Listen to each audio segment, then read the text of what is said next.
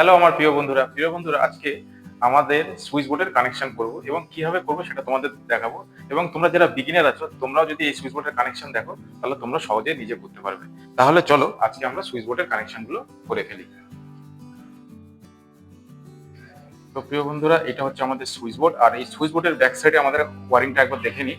যেটা হলো উপর দিক দিয়ে তিনটে যেতে হলুদ তারে আছে, একটা, দুটো, তিনটে। এটা হচ্ছে আমাদের ইনভার্টারের জন্য, যেটাতে আমাদের দুটো টিউব লাইট, একটা ফ্যান হবে।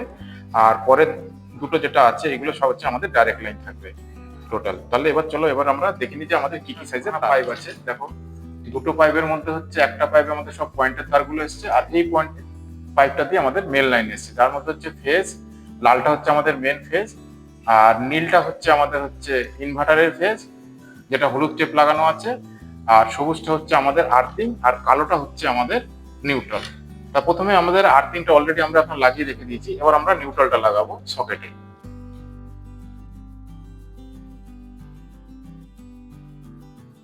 এরপরে আমাদের ইনভার্টারের ফেজটাকে লাগাবো, যেটা হচ্ছে আমাদের নীল তারে হলুদ টেপ লাগানো। এটা হচ্ছে আমাদের 1.5। আমাদের ইনভার্টার তারটাকে আমরা লাগালাম, এবার থেকে করবো টাইট।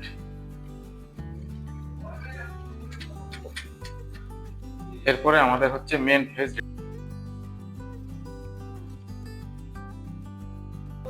আমাদের টোটাল মেন লাইনের কানেকশন হয়ে গেল। তো আমার প্রিয় বন্ধুরা, তোমরা এতক্ষণ দেখলে আমরা যে সুইচ বোর্ডের মেন লাইনের কানেকশনটা কিভাবে করেছি।